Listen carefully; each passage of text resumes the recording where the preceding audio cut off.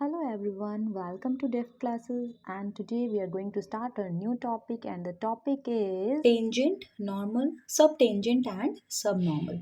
तो आज हम इस क्वेश्चन को दोनों तरीके से, या हम कह सकते हैं कि ये लेंथ को हम दोनों तरीके से फाइंड आउट करेंगे। अगर कर्व हमें क्या दे रखा हो, कार्टेशियन फॉर्म में, या फिर कर्व की जो इक्वेशन है वो हमें पोलर फॉर्म में दे रखी हो। दोनों में से किसी भी तरीके से अगर कर्व की इक्वेशन दे रखी हो तो हम किस तरीके से फाइंड आउट करेंगे। ठीक है, वीडियो को एंड तक देखना। इसमें जो भी आपको डाउट हो आप कमेंट सेक्शन में मुझे पूछ सकते हैं। होपफुली आपको इस वीडियो में सब कुछ क्लियर हो जाएगा। स्टिल अगर कोई डाउट रहता है तो आप कमेंट सेक्शन में पूछ सकते हैं। मैं नेक्स्ट वीडियो के अंदर उसका कंक्लूजन या उसका जो भी सोल्यूशन रहेगा आपकी प्रॉब्लम का वो मैं आपको बता दूंगी। अब हम बात करते हैं, सबसे पहले हम लोग बात करते हैं पोलर कर्व की। अगर कर्व हमें पोलर कर्व दे रखा है या ध्रुवीय रूप में अगर हमें इक्वेशन दे रखी है कर्व की, दैट मीन्स कर्व हमें किस रूप में दे रखा हो, r is equals to f theta में, मतलब r और थीटा में अगर कर्व दे रखा है तो हम लेकर चलते हैं। ये सपोज हमारे पास इनिशियल लाइन है और ये हमारे पास कोई भी कर्व है, इस पर कोई पॉइंट P लिया हमने जिसकी पोजीशन क्या है, r थीटा है। आर थीटा का मतलब क्या हुआ कि यहाँ से जो हमारे पास लेंथ आ रही है वो आर है और जो एंगल मिल रहा है वो हमें थीटा मिल रहा है। किसके साथ, ओरिजिन से, और थीटा कहाँ से, इनिशियल लाइन के रेस्पेक्ट में। हम क्या करते हैं, यहाँ पर इस कर्व पे इस पी पॉइंट के ऊपर टेंजेंट ड्रॉ करते हैं। ठीक है, ये जो हमने टेंजेंट ड्रॉ किया है आपको बहुत अच्छे से क्लियर होगा कि रेडियस वेक्टर में और टेंजेंट के बीच में जो एंगल आता है वो एंगल हमारा होता है फाई, और यहाँ जो एंगल बनता है टेंजेंट का इनिशियल लाइन के साथ वो रिप्रेजेंट करता है साई से। दैट मीन्स हम कह सकते हैं कि psi is equals to theta plus phi. हालांकि इसका कोई यूज़ नहीं होगा अभी हमारे पास यहाँ पर, लेकिन ये चीज़ डायग्राम के साथ साथ आपको पता होनी चाहिए। ठीक है, रिपीट करती हूँ मैं, ये आपके पास लेंथ है r, जो पोजीशन वेक्टर की लेंथ है उसको हम r से रिप्रेजेंट कर रहे हैं। यहाँ पर जो पॉइंट हमने लिया है कर्व पर वो पॉइंट हमारा है p। ठीक है, अब इसके बाद अगर हम बात करें, इसे हम ड्रा करते हुए अगर हम आगे लेके जाएं और यहाँ पर इस लेंथ पर या पोजीशन वेक्टर वाली जो आपने लाइन ली है इस पे अगर हम एक परपेंडिकुलर ड्रॉ करते हैं, ठीक है, और उसे ही परपेंडिकुलर को नीचे, मतलब यहाँ पर भी एक परपेंडिकुलर ही होगा एक तरीके से, इसे नीचे की तरफ लेके जाते हैं। जहाँ पर ये दोनों लाइंस इंटरसेक्ट करती है उसे पॉइंट दे देते हैं टी।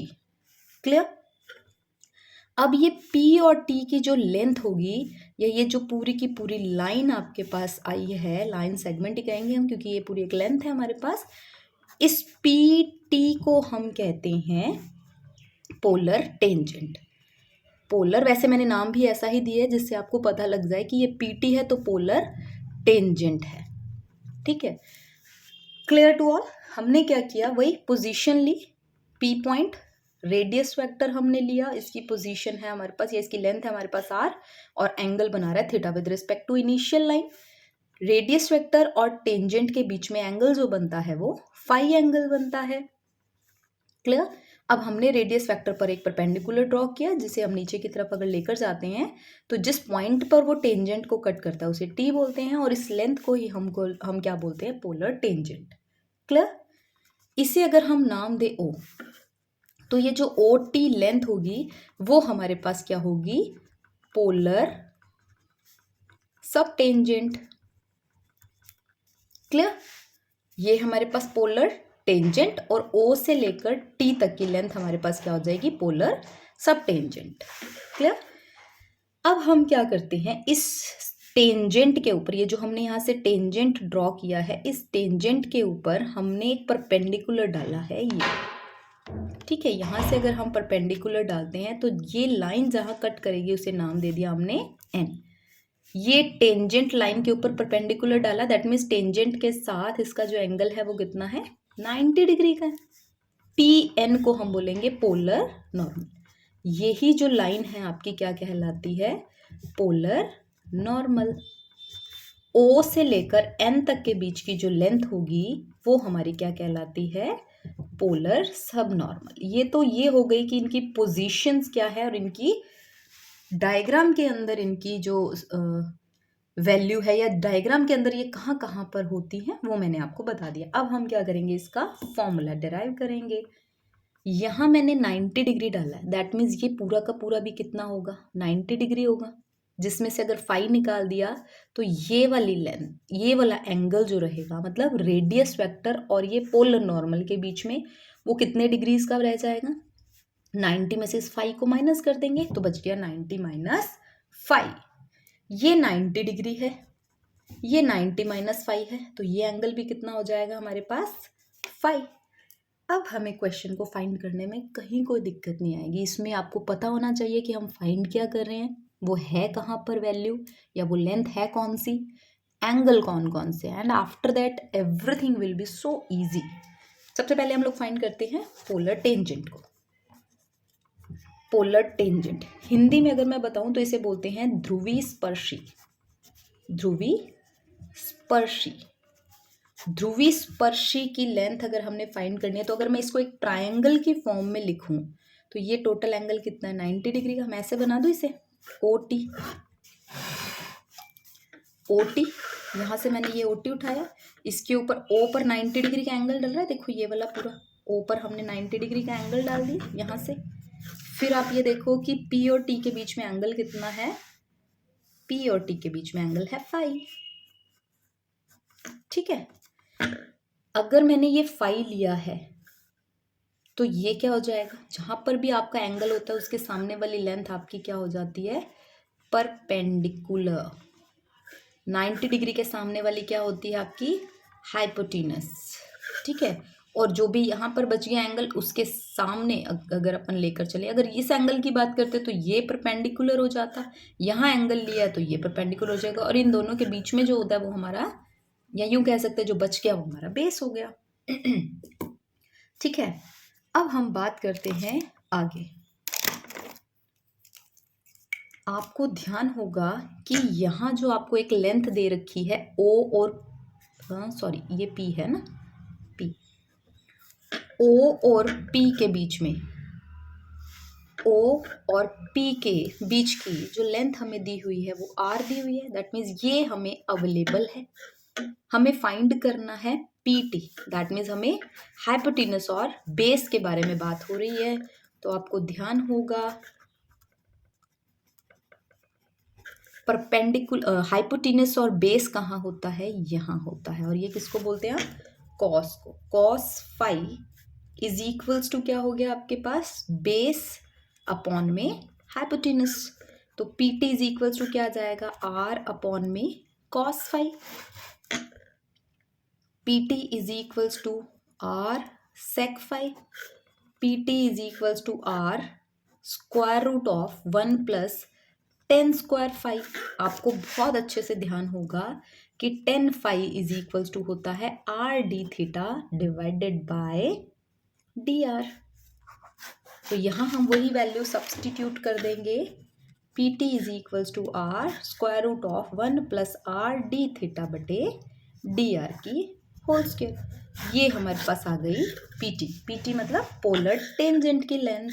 इसी तरीके से अगर हमें फाइंड करनी है OT की वैल्यू, दैट मीन्स अगर हम लोग अब OT फाइंड कर रहे हैं तो हम फाइंड करेंगे पोलर सब टेंजेंट को। OT क्या है हमारे पास, पोलर सब टेंजेंट। पोलर सब टेंजेंट फाइंड करने के लिए अब हमने यहाँ पर किस किस के बारे में बात की, अब हाइपोटेनस पहले फाइंड करना था हमें, तो हमने हाइपोटेनस की बात की। अब इसकी बात नहीं कर रहे, अब हम परपेंडिकुलर और बेस की बात कर रहे हैं। तो परपेंडिकुलर और बेस कहाँ मिलेगा, 10 के साथ, और एंगल हमारे पास है फाई, और 10 फाई की वैल्यू क्या आ जाएगी, परपेंडिकुलर अपॉन बेस। तो OT इज इक्वल्स टू क्या हो गया हमारे पास, ये तो आ रहा ही क्या साथ में 10 फाई। 10 फाई का फॉर्मूला अभी मैंने आपको बताया है, R d थीटा बटे dr। So this will become R square d theta divided by dr। ये हो जाएगा हमारे पास पोलर सब टेंजेंट। आई होप ये दोनों वैल्यूज आपको क्लियर हो गई होंगी, ये दोनों का फॉर्मूला आपको क्लियर हो गया होगा। अब अगर हम बात करें पोलर नॉर्मल की, तो ट्राइंगल कौन सा लेंगे हम, ये वाला ट्राइंगल लेकर चलेंगे। इसी को ही मैं रीड्रॉ करती हूँ। इन शॉर्ट क्या करेंगे हम लोग, OP, OP हमारे पास किसके बराबर है, R के बराबर। O पर एक परपेंडिकुलर ड्रॉ किया है हमने, जिसे नाम दिया है हमने N, और N और P को यहाँ पर मिला दिया गया। यही PN जो थी हमारी क्या थी, पोलर नॉर्मल। पोलर नॉर्मल हमें अगर PN फाइंड करना, अच्छा अब ये देख लेते हैं, यहाँ पर एंगल दिया हुआ है, ये 90 - फाइव की वैसे हमें कोई ज़रूरत नहीं है, हमने सिर्फ ये 5 फाइंड करने के लिए इसको फाइंड किया था। अगर आप इस एंगल को लेके चलना चाहो तो भी ले सकते हो, बट हमें कोई ज़रूरत नहीं है फिलहाल। हमने बात करनी है, ये हमें दे रखा है पोलर नॉर्मल फाइंड करना है, सेम वही काम करेंगे। ये 90 डिग्री है, 90 के सामने वाला हमारा हाइपोटेन्यूज होता है। दैट मीन्स अब हम बात कर रहे हैं किस किस की, पोलर नॉर्मल। दैट मीन्स हम हाइपोटेन्यूज और थीटा के सामने वाला हमारा क्या होता है, परपेंडिकुलर। तो हाइपोटेन्यूज और परपेंडिकुलर साइन में होता है, सो हम लिखेंगे sine phi is equals to perpendicular upon में हाइपोटेन्यूज। तो ये PN हो जाएगा, PN is equals to R divided by sine phi. PN is equals to R cosec phi, that is equals to R square root of 1 plus cot square phi, फिर R, सारी trigonometry यहीं use करेंगे हम लोग, 1 upon में tan square phi. अब formula हमें ध्यान है कि 1 + 1 over RD theta over DR की होल स्क्वायर। इसे रेसिप्रोकल कर देंगे तो क्या आएगा, 1 + DR बाई D थीटा की whole square into 1 over R square. तो ये फॉर्मूला किसका आ जाएगा हमारे पास, पोलर नॉर्मल का। क्लियर। इसी तरीके से अगर हमें पोलर सब नॉर्मल फाइंड करना है, तो मैंने अभी बताया था पोलर सब नॉर्मल क्या होता है, ON। तो अब हम ON की बात करें, दैट मीन्स अब हम इसकी बात नहीं कर रहे। अगर यहाँ पर लेकर चले तो ये क्या है हमारा, base. Now we are talking about base and perpendicular. तो बेस एंड परपेंडिकुलर किस में होता है, 10 में। So tan phi is equals to perpendicular upon base. तो perpendicular is R and base is ON. So here we will find out the value of ON, R divided by tan phi. So R into cot phi, R into cot phi की value क्या है, DR upon में RD theta. R से R cancel हो जाएगा। सो ON की value क्या आ गई, DR बाई D थीटा। अगर आपको ध्यान नहीं होगी ON किसको लिया था, तो वीडियो को थोड़ा सा रिवाइंड करके देख लें, आपको सब चीज़ें मैंने बता दी थी कि हमने ON लिया है पोलर सब नॉर्मल को। And here this is the formula for polar सब नॉर्मल। इसे हमने कहा है पोलर सब नॉर्मल। बहुत ही इम्पॉर्टेंट टॉपिक है, बहुत ही इम्पॉर्टेंट है। अगर आपको इसका फॉर्मूला डिराइव करना आता है ना, तो कहीं घबराने की ज़रूरत नहीं है। इसके ऊपर अगर एप्लीकेशंस भी आ जाती हैं तो भी आप आसानी से कर पाओगे। इसके फॉर्मूले की अगर डेरिवेशन आती है, तो कोई भी क्वेश्चन दे दे, किसी भी तरीके का क्वेश्चन दे दे, आपसे पोलर नॉर्मल पूछ ले, पोलर नॉर्मल की वैल्यू दे के पोलर सब नॉर्मल की वैल्यू पूछ ले, बहुत इजीली आप उसे सॉल्व कर पाओगे। ये 4 बातें तो थी हमारे पास जब हमने डिस्कस किया किसे, कर्व, जब हमारा पोलर फॉर्म में दे रखा था। Now we will discuss. अगर ये समझ में आ गया ना, तो आई स्वेयर आपको कार्टीजन को समझने में दिक्कत नहीं आएगी। तो अब हम बात करते हैं कार्टीजन के बारे में, ठीक है। सेम वही प्रोसेस हम फॉलो करेंगे। अब कार्टीजन का मतलब है कि कर्व अगर हमें दे रखा है y is equals to fx type का, कार्टीजन फॉर्म में कर्व दे रखा है। ये हमारे पास हो गया y एक्सिस, ये हमारे पास हो गया x एक्सिस, ये हो गया हमारा कर्व। ये जो हमारे पास टेंजेंट आई है, ये हमने दे दिया नाम इसको t, यहाँ से इस पॉइंट को दे दिया p, और इसकी वैल्यू है x1, y1। इसके ऊपर ये जो हमने डाली है ये टेंजेंट थी, और टेंजेंट के ऊपर अगर हम लोग परपेंडिकुलर ड्रॉ कर दें, तो जहाँ पर ये कट करेगा एक्स एक्सिस को, उसे नाम दे दिया हमने n, ठीक है। तो ये जो वैल्यू हमारे पास आएगी p और t, ये है हमारे पास कार्टीजन फॉर्म के अंदर पोलर टेंजेंट। हमने नाम यहाँ पर भी वैसे ही दिए हैं ताकि याद करना इजी हो जाए। और ये जो pn लेंथ होगी, ये जो 90 डिग्री डाला है, ये हमारे पास क्या हो जाएगी, सॉरी पोलर टेंजेंट नहीं, ओनली टेंजेंट, ठीक है, टेंजेंट की वैल्यू हो जाएगी। और ये जो हमने डाला है ये भी पोलर नहीं होगा, ये भी हमारे पास क्या आ जाएगा, नॉर्मल, ठीक है। पोलर तो अगर पोलर कर्व दे रखा हो तो पोलर की बात करें, अदरवाइज ये लेंथ हो जाएगी हमारे पास टेंजेंट की और ये लेंथ हमारे पास हो जाएगी नॉर्मल की। यहाँ से जो हमने परपेंडिकुलर डाला है, कई बार ये क्वेश्चन आ जाता है पेपर में कि कर्व के और एक्स एक्सिस के बीच में, ठीक है, ये जो लेंथ है आप ये फाइंड करो। कई बार पूछ लेता है कि नॉर्मल जो एक्स एक्सिस पे जहाँ कट कर रहा है उसकी इस परपेंडिकुलर डिस्टेंस के बीच की लेंथ फाइंड करो। तो कुछ भी किसी भी तरीके से क्वेश्चन पूछ ले आपको आना चाहिए। अगर ये x1 y1 पॉइंट है दैट मीन्स ये तो क्लियर है कि ये लेंथ आपके पास y1 होगी और इसे नाम हम दे देते हैं n। तो pt जो आएगी वो हमारे पास लेंथ ऑफ टेंजेंट हो जाएगी, pn जो हो जाएगी वो हमारे पास लेंथ ऑफ नॉर्मल हो जाएगी, tm जो हो जाएगी ये हमारे पास देखो टेंजेंट के पास है तो ये हो जाएगी हमारे पास सब टेंजेंट, जो इसकी शेडो पड़ती है ना एक्स एक्सिस के ऊपर, यही हमारे पास पोलर सब टेंजेंट हो जाती है और ये हमारे पास क्या हो जाएगी सब नॉर्मल। ठीक है, दैट मीन्स अब जैसे हमने पीछे वाला कर्व किया वैसे वैसे ही हमें टेंजेंट की लेंथ फाइंड करनी है, नॉर्मल की लेंथ फाइंड करनी है, सब टेंजेंट की फाइंड करनी है और सब नॉर्मल की। यहाँ से परपेंडिकुलर ड्रॉ किया तो ये एंगल क्या हो जाएगा 90 डिग्री। अगर इस पॉइंट की हम लोग बात करें तो और यहाँ एंगल अगर हम लोग थीटा लेकर चलते हैं तो ये एंगल तो कोई ना कोई तो होगा ही। अब ये मत सोचना कि ये वो तो हम ओरिजिन से लेकर चलते हैं, बट कोई ना कोई एंगल तो होगा तो हमने उसको नाम दे दिया थीटा। ठीक है, अब हम फाइंड करते हैं। अच्छा, एक चीज़ आपको ध्यान होगी कि अगर किसी ने भी स्लोप के बारे में थोड़ा बहुत भी पढ़ा होगा तो उसको पता होगा कि टेन थीटा से रिप्रेजेंट होती है स्लोप ऑफ अ लाइन जो भी होगा टेन थीटा से, या फिर इसे एम से भी रिप्रेजेंट किया जाता है। या एक काम और करते हैं, अपन dy by D x find कर लेते हैं जिसे किसी भी कर्व के लिए, और उस पर अगर हम किसी पर्टिकुलर पॉइंट को सब्सटीट्यूट कर दें तो वो उस पॉइंट के ऊपर स्लोप की वैल्यू दे देगा। ठीक है, ये ध्यान रखना, बस इसकी ही ज़रूरत पड़ेगी हमें। ये ट्राइंगल ले लेते हैं, यहाँ पर ट्राइंगल हमने ले लिया PTM, ये ट्राइंगल ले लिया।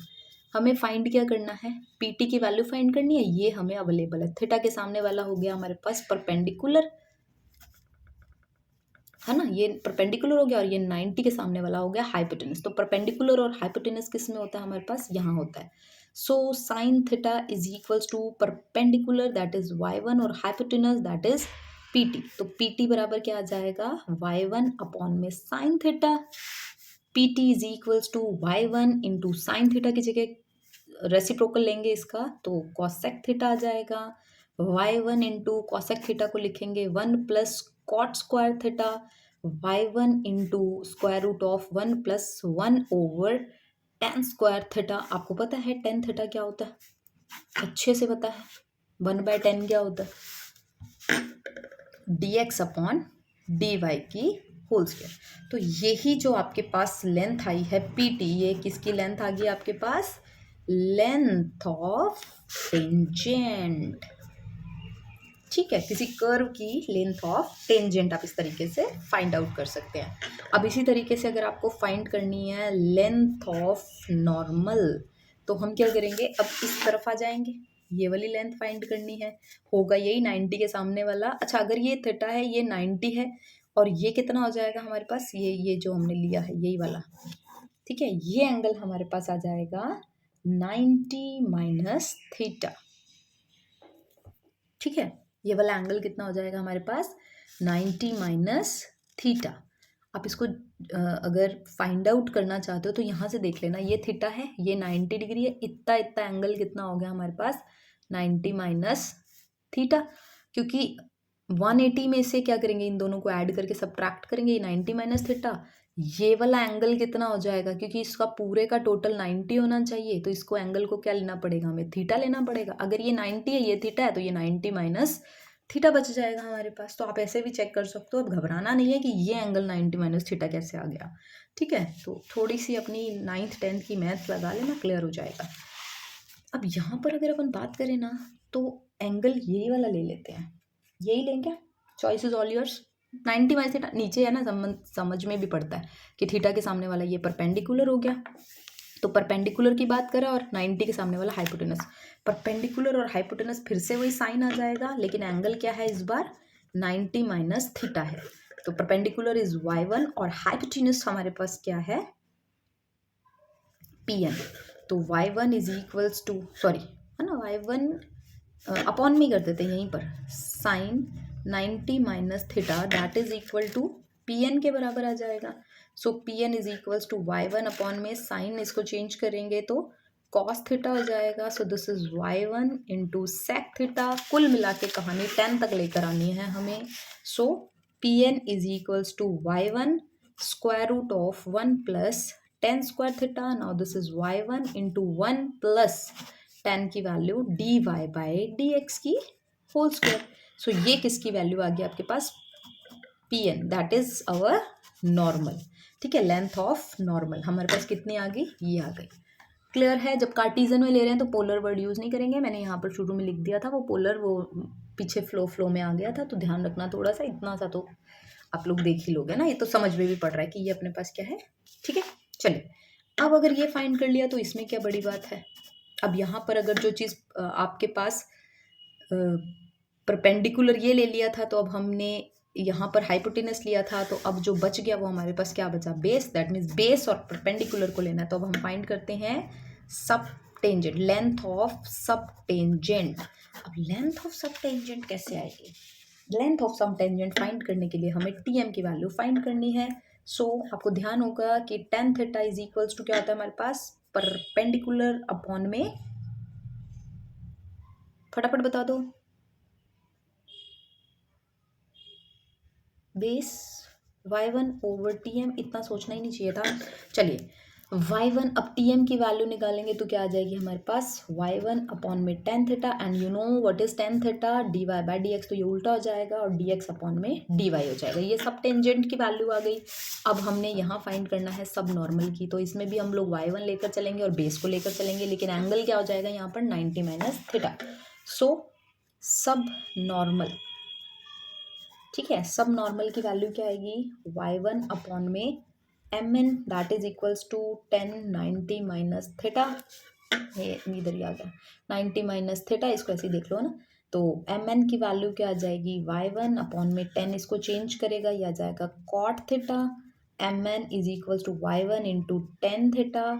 सो this is what, M N is equals to y1 into D Y by D X. फर्क क्या है, ये D Y by D X है, ये D X upon D Y था, ये D X upon D Y है, ये D Y by D X था। तो कहानी सिर्फ इतनी सी है कि हम लोग फाइंड क्या कर रहे हैं, पोलर नॉर्मल फाइंड कर रहे हैं, सॉरी हम लोग नॉर्मल फाइंड कर रहे हैं या टेंजेंट फाइंड कर रहे हैं। इसी तरीके से वहाँ पर भी हम लोग पोलर नॉर्मल फाइंड कर रहे हैं, पोलर टेंजेंट फाइंड कर रहे हैं।